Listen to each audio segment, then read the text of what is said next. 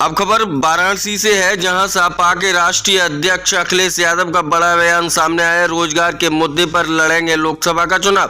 UP में India गठबंधन का नारा, घर घर बेरोजगार मांगे रोजगार। वाराणसी में पहुंचे सपा के राष्ट्रीय अध्यक्ष अखिलेश यादव। आपको बता दें, ईवीएम पर सवाल उठाए, कहा कि जब जापान और अमेरिका जो टेक्नोलॉजी में हमसे कहीं आगे है, वो जब बैलेट से चुनाव करा रहे हैं तो हम क्यों नहीं करा सकते। वहीं महीनों का चुनाव प्रक्रिया चलती रहती है। और वहीं क्या कुछ कहना था उनका, आप स्वयं देखिए हमारे संवाददाता विवेक शर्मा और मुकेंद्र शर्मा की इस खास रिपोर्ट में। जो नेशनल इक्वल पार्टी के राष्ट्रीय अध्यक्ष हैं, मैं उनका धन्यवाद और आभार प्रकट करता हूं। साथ ही उनके संगठन के सभी पदाधिकारियों का और समाजवादी पार्टी के सभी कार्यकर्ता नेता जो यहाँ पर हमारे पास हैं और जो यहाँ तक नहीं पहुँच पाए हैं, दूर सड़क या जहाँ तक आवाज़ पहुँच रही है समाजवादी साथी, मैं सबसे पहले नेशनल इक्वल पार्टी के शशि प्रताप सिंह जी को और उनके सहयोगी साथियों को बहुत बहुत बधाई और मुबारकबाद देना चाहता हूँ कि एक नया दल, नया संगठन लोगों को जोड़ने के लिए और जिन परिस्थितियों में आज देश की राजनीति जा रही है, उस राजनीति को में मुकाबला करने के लिए, उन ताकतों का मुकाबला करने के लिए बाबा साहब भीमराव अम्बेडकर जी, जिन्होंने हमें संविधान दिया, जिसके तहत आम लोगों को हक और सम्मान मिला, अधिकार मिले, उनको बचाने के लिए नेताजी ने जो रास्ता दिखाया, उस रास्ते पर चल कर के बाबा साहब भीमराव अम्बेडकर जी के सपने और डॉक्टर राम मनोहर लोहिया के सपनों को पूरा करने के लिए, और जैसा कि नाम में ही है नेशनल इक्वल पार्टी, तो अगर जो सबको बराबरी की बात करे, सबको साथ लाने का काम करे, सबके बीच में भेदभाव खत्म करने की बात कहे, वो वही असली सबका साथ है। सबका साथ तभी है जब आप इक्वल हों। अगर असमानताएं रहेंगी तो बराबरी कैसी।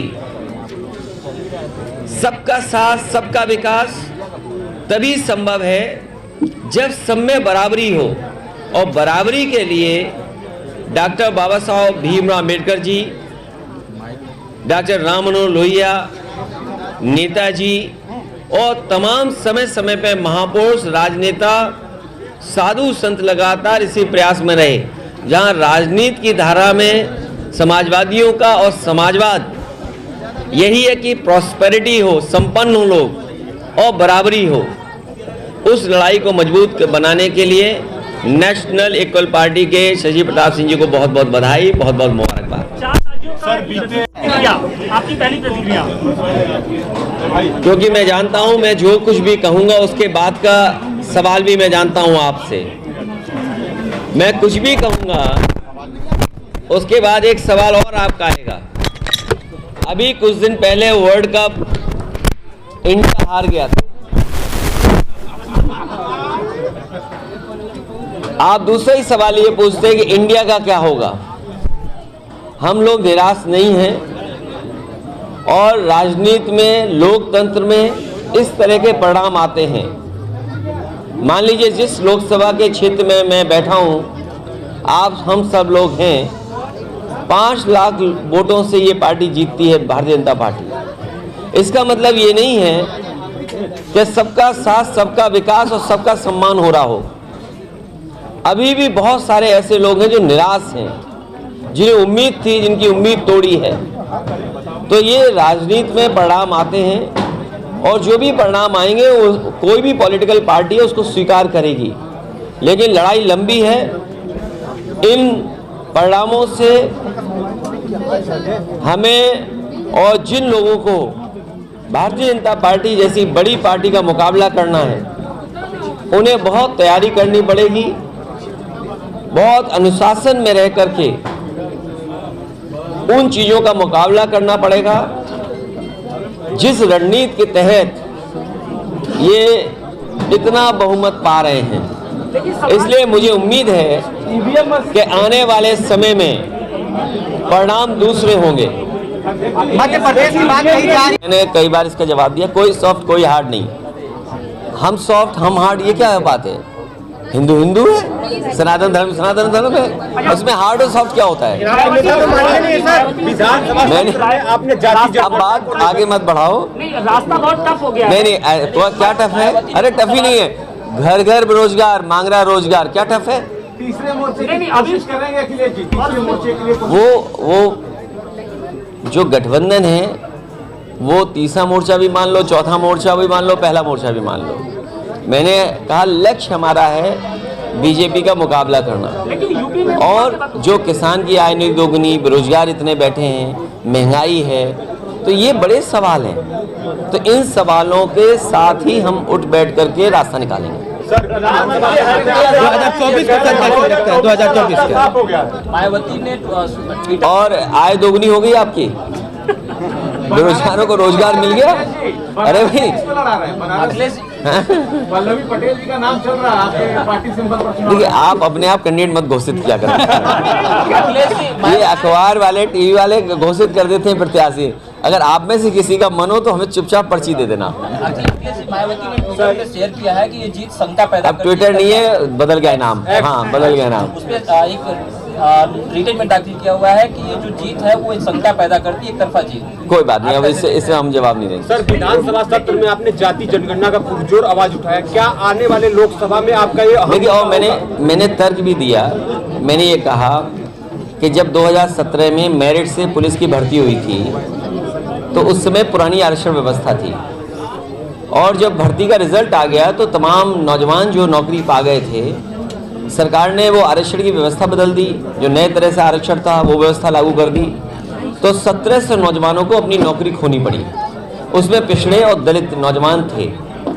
इसीलिए मैंने मांग की है, और पूरे देश से ये मांग उठ रही है कि जाति जनगणना हो और आबादी के हिसाब से हक और सम्मान मिले। इसके मैं पक्ष में हूँ। जाति जनगणना होगी, होके रहेगी, समय जरूर है लग सकता है, लेकिन देश की बड़े पैमाने पे आबादी ये चाहती है कि जाति जनगणना हो। बदल जाएंगे, क्यों उनकी बात करते हो? ये जीत के बाद कुछ नहीं है वो। जीत के बाद 2024 को किस तरह से देख रहे हैं? 2024 को 2024 को किस तरह से देख रहे हैं आप? 24 ऐतिहासिक परिणाम आएगा और बदलाव होगा। इसीलिए मैंने कहा कि किसान की आय दोगुनी नहीं हुई, आपकी महंगाई बढ़ गई, चरम सीमा पर है, और घर घर बैठा बेरोजगार, यही रास्ता निकालेगा लोकतंत्र में। जातियों में बांटने की कोशिश हुई, ऐसा प्रधानमंत्री कह रहे हैं कि इस चुनाव में मैं बहुत सीधा ये कहना चाहता हूँ कि जिस समय मंडल कमीशन का गठन हुआ है, और जो लोग ये बात कहते हैं कि हम विपक्ष के लोग जाति जनगणना मांग करके या जातियों की बात करके या पीडीए की बात करके जातियों में नहीं बांट रहे हैं। जिस समय ये बात हुई कि आरक्षण की व्यवस्था कैसे लागू हो, तो जो लोग गरीबी नहीं समझ पा रहे हैं, बहुत सीधी सी बात है, जो लोग गरीबी नहीं समझ रहे हैं उन्हें मंडल कमीशन की प्रस्तावना पढ़नी चाहिए, और जिस समय वो प्रस्तावना पढ़ लेंगे उसके बाद जाति में बांटने की बात नहीं कहेंगे, क्योंकि उस प्रस्तावना में मंडल कमीशन ने तमाम पहलुओं को देख करके ये माना कि जाति के आधार पर लोग गरीब हैं, इसलिए जाति के आधार पर आरक्षण होना चाहिए। इसलिए जो बात हम लोग कह रहे हैं, अगर बाबा साहब भीमराव अम्बेडकर जी ने संविधान से जाति की वजह से आरक्षण दिया है, और मंडल कमीशन ने पिछड़ों को अगर जाति के हिसाब से आरक्षण दिया है, तो जो लोग ये बात कह रहे हैं कि हम जातियों में बांट रहे हैं, और हम पत्रकार साथियों से भी कहेंगे कि आप भी मंडल कमीशन की प्रस्तावना पढ़िए, उन्होंने जात के आधार पर गरीब माना है। इसलिए जो लोग ये कह रहे हैं उन्होंने संविधान और मंडल कमीशन की बातें नहीं पढ़ी हैं, वो पिछड़े विरोधी हैं, दलित विरोधी हैं, और अल्पसंख्यक विरोधी हैं, और आदिवासी विरोधी लोग हैं।